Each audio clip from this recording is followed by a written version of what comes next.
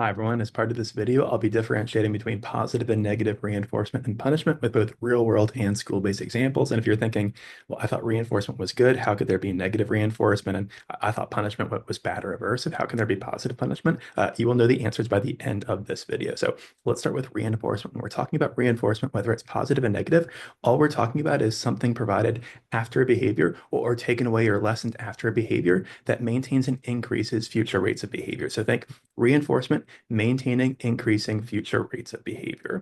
Okay. Also think with positive and negative reinforcement, don't think of positive as good and negative as bad. Think about positive as adding something and negative as taking something away or lessening something. So I'll give you some real world and school-based examples. So positive reinforcement, I always laugh when people say there's no positive reinforcement in the real world. And I ask them, if you were no longer paid to go to work, how many of you would continue going to work? And if people say, well, I'd stop going to work if I'm not getting paid, I'm not going. Okay. Going to work and getting that paycheck, okay, getting compensated for work is a form of positive reinforcement. Assuming getting paid maintains or increases your behavior of going to work. So that's a real world example of positive reinforcement. What does it look like in the classroom? Maybe students study for a test and they get a grade that they are happy with. Okay.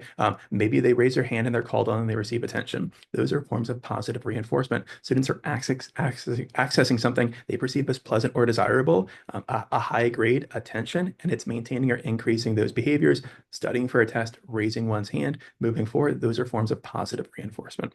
Okay, so negative reinforcement, again, negative isn't bad. We're just removing or lessening something. So negative reinforcement, what does it look like?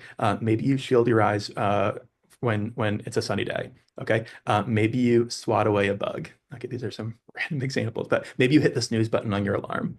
Okay, maybe you take an umbrella to avoid getting rained on. Okay, all of these behaviors are maintained by lessening or avoiding something we perceive as aversive. A bug, the sun, the aversive sound of the alarm clock, rain. Okay, these are forms of negative reinforcement. What does it look like in the classroom? I'm smiling because I go back to my days as a math teacher and I would have homework and I would review my students' homework. And a lot of students, they knew they were just getting participation points, so they weren't really trying to answer the problem correctly. Maybe the problem involved a decimal answer.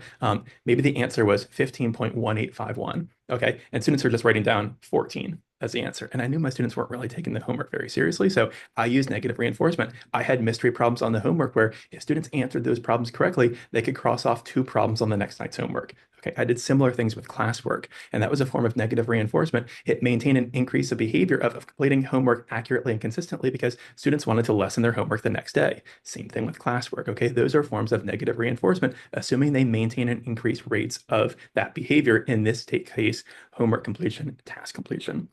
So those are real world and school-based examples of positive and negative reinforcement. Let's talk punishment. Okay, so positive punishment, we are adding something aversive that is decreasing or eliminating a problem behavior. Real world example, think speeding. Okay, how many of you have gotten one speeding ticket and you said, I'm never speeding at that rate again. I don't want another ticket. That's a really effective positive punisher in those cases because it's something that's being added contingent on the behavior, in this case, speeding, decreasing or eliminating the behavior of speeding moving forward, or at least speeding at the high rate that's resulting in a ticket. Okay, negative punishment in the real world, maybe you speed too many times. Maybe those tickets weren't very effective punishers and you continued speeding, and what happens? You lose your license. Okay, and assuming that losing your license makes you decide, hey, I'm never speeding at that high of a rate again, that's a very effective form of negative punishment. Okay, with negative punishment, again, positive and negative, not good and bad. Positive, add something, negative, lessening or taking something away. Okay, the positive punishment, adding a ticket. Negative punishment, losing your license, both designed to decrease or eliminate the behavior of speeding. Classroom examples, maybe positive punishment. Okay, a student walks into class late and they're given an office referral. Maybe it's an after-school detention. Assuming that student rarely or never comes to class late again, that's a form of positive punishment. We're adding something aversive, an office referral, a detention, that's decreasing the behavior of coming to class late. Okay, negative punishment, maybe it's a student at the recess area who is pushing peers to access preferred items, activities at recess. Okay, and that student is told they need to go to timeout. Okay, and let's say that going to timeout actually does decrease or eliminate the behavior of pushing peers. That's a pretty effective negative punisher.